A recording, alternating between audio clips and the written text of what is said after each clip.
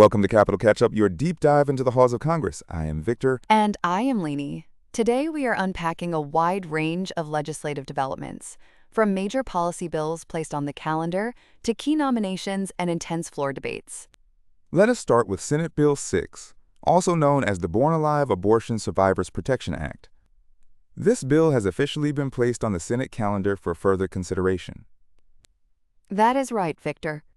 This legislation mandates that healthcare practitioners provide the exact same degree of professional care to an infant born alive after an abortion or an attempted abortion as they would to any other newborn. It requires immediate transport to a hospital and establishes criminal penalties, including fines and prison time, for practitioners who fail to provide this care or report violations. It is important to note that the bill also provides civil remedies for mothers to seek damages against practitioners who violate these rules, but it explicitly bars any prosecution of the mother herself. Moving from healthcare regulations to environmental resilience, let us talk about Senate Bill 341, the Smoke and Heat Ready Communities Act of 2025.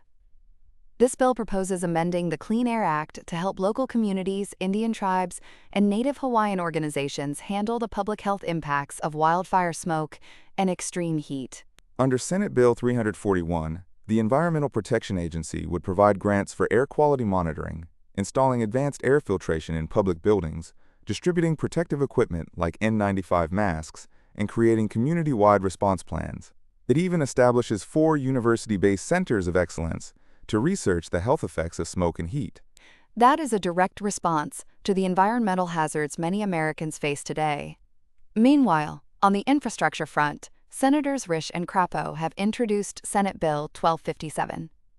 This bill amends the Infrastructure Investment and Jobs Act to allow federal funding to be used for rehabilitating, reconstructing, or replacing dams originally developed under the Carey Act of 1894. The Carey Act of 1894 historically allowed private companies to build irrigation systems in arid states.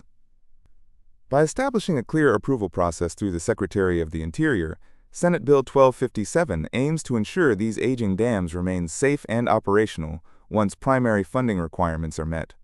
Speaking of land and conservation, Senators Daines, Bennett, and Marshall have introduced Senate Bill 704, the Voluntary Public Access Improvement Act of 2025. This bill amends the Food Security Act of 1985 to allocate $150 million in mandatory funding through the Commodity Credit Corporation for fiscal years 2025 through 2029.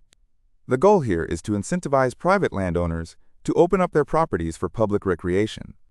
It also earmarks $3 million of those funds to partner with state and tribal governments to enhance public access to lands protected by wetland reserve easements.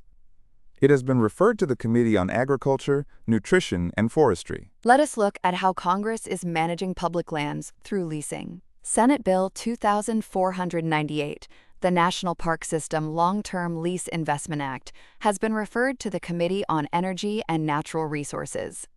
This bill would give the Secretary of the Interior the authority to extend existing leases in the national park system without opening them up to competitive bidding, provided the lessee has held the agreement for at least 5 years, is in full compliance, and the extension serves the park's best interests.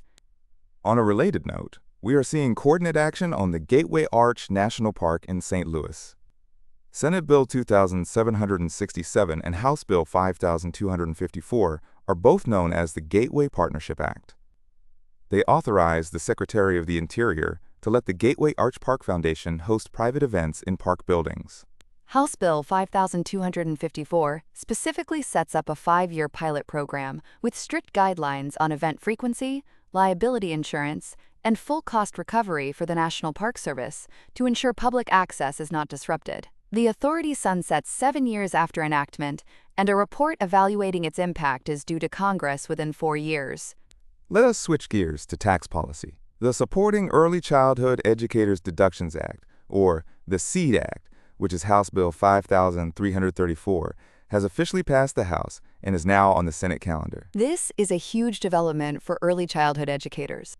House Bill 5334 amends the Internal Revenue Code to expand the existing educator expense tax deduction to include teachers and staff at qualified childcare facilities and schools serving children under age 6. Starting in 2026, they will be able to deduct out-of-pocket classroom expenses, just like K-12 teachers currently do. That would provide some very welcome financial relief. While we are on taxes, the Senate Finance Committee held a business meeting to consider an original bill called the Taxpayer Assistance and Service Act. And the Senate Health, Education, Labor and Pensions Committee also held a massive business meeting. They covered a wide array of bills, including Senate Bill 5038, which prohibits transferring the functions of the Office of Special Education and Rehabilitative Services, and Senate Bill 5046, which blocks transferring certain Department of Education functions to other federal agencies. They also considered Senate Bill 2511 to establish a post-secondary student data system, Senate Bill 3010 to improve dyslexia provisions under the Individuals with Disabilities Education Act, and Senate Bill 3589 to give students with disabilities and their families better access to information when choosing a college. That committee also looked at Senate Bill 4097 regarding state-based education loans, Senate Bill 4689 to strengthen literacy outcomes through the science of reading, Senate Bill 3333 to modify pension-linked emergency savings accounts, Senate Bill 4965 to establish a Railroad Retirement Board administrative account, and Senate Bill 3097 to protect health information. That is an incredibly diverse slate of bills. The committee also considered key nominations, including Erica Schwartz to be Director of the Centers for Disease Control and Prevention, Sean Kaufman to be Assistant Secretary for Preparedness and Response at the Department of Health and Human Services, and Keith Sonderling to be Secretary of Labor. We also have foreign policy nominations moving forward. The Senate Foreign Relations Committee held hearings on Sarah B. Rogers to be Chief Executive Officer of the United States Agency for Global Media, Rebecca Girata to be United States Executive Director of the International Monetary Fund, and Jennifer Johnson Carroll to be Ambassador to Trinidad and Tobago. And on the floor, the Senate resumed consideration of Walter Clayton of New York to be the Director of National Intelligence, a position currently held by Tulsi Gabbard. Let us look closer at the Senate floor proceedings from late July. There was a deep and emotional focus on honoring the life and legacy of the late Senator Lindsey Graham, including a memorial service held at the National Cathedral.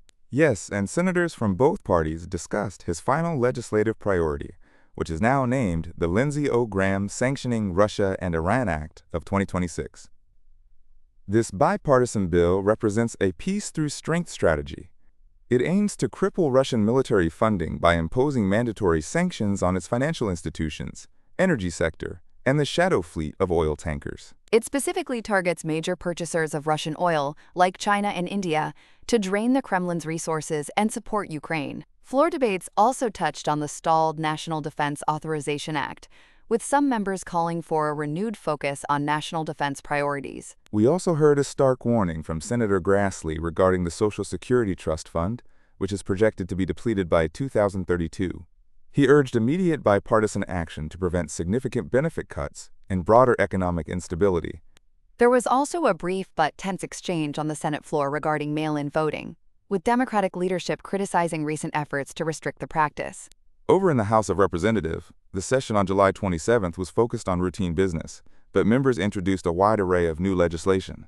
This included bills on whistleblower protections for energy workers, youth mental health initiatives, agricultural research, education reform, and healthcare policy. The House also introduced several resolutions, including one honoring the legacy of the late Congressman Craig Anthony Washington, another recognizing the 61st anniversary of Medicare, and a resolution supporting the designation of American-grown flower and foliage month. Before we close out, we should mention a few more notable bills introduced in the Senate. There is the Fit to Serve Act, which is Senate Bill 2006. This bill seeks to codify protections in the armed forces by prohibiting discrimination based on gender identity or a diagnosis of gender dysphoria. It would explicitly ban denying service, reenlistment, medically necessary health care, or enforcing involuntary separation based on gender identity. Then there is the BARC Act of 2025, or Senate Bill 1939, introduced by Senators Warnock and Tillis. This bill protects donors, nonprofits, and government entities from civil or criminal liability when donating apparently fit pet food and supplies in good faith. It is modeled after the Bill Emerson Good Samaritan Food Donation Act and aims to reduce waste and support animal welfare. We also have the World War II Nurses Congressional Gold Medal Act, which is Senate Bill 2195. This bill would collectively award a Congressional Gold Medal to the women who served in the U.S. Army and Navy Nurse Corps during World War II, honoring their bravery under fire and in prisoner of war camps. There are also two commemorative coin bills. Senate Bill 1289, the 25th anniversary of 9/11 Commemorative Coin Act, directs the Treasury to mint gold and silver coins in 2027 to support the National September 11th Memorial and Museum. Senate Bill 2229, the United States Foreign Service Commemorative Coin Act, proposes minting coins in 2029 to honor the Foreign Service and support the Association for Diplomatic Studies and Training. Both coin programs are structured to have no net cost to the federal government. Finally, we have two regulatory bills. Senate Bill 364, the Hearing Protection Act, introduced by Senator Cripple, aims to deregulate firearm silencers by removing them from the National Firearms Act, eliminating federal registration, and preempting state taxes, while establishing a 10% excise tax on their sale. And Senate Bill 1901, the Protect LNG Act of 2025, looks to streamline liquefied natural gas infrastructure. It limits the impact of litigation by preventing courts from vacating permits over environmental review deficiencies, instead remanding them to agencies for correction while allowing the project to proceed. It also mandates expedited judicial reviews and a 90-day statute of limitations. As we look ahead, listeners should watch out for the next steps on the Lindsey O Sanctioning Russia and Iran Act, the Senate's decision on Walter Clayton's nomination for Director of National Intelligence, and whether the Early Childhood Educator tax deductions in the SEED Act will pass the Senate. We will also keep an eye on the Senate Health, Education, Labor, and Pensions Committee as they move forward with their massive slate of education and health bills. Thank you for listening to Capital Catch Up. See you next time.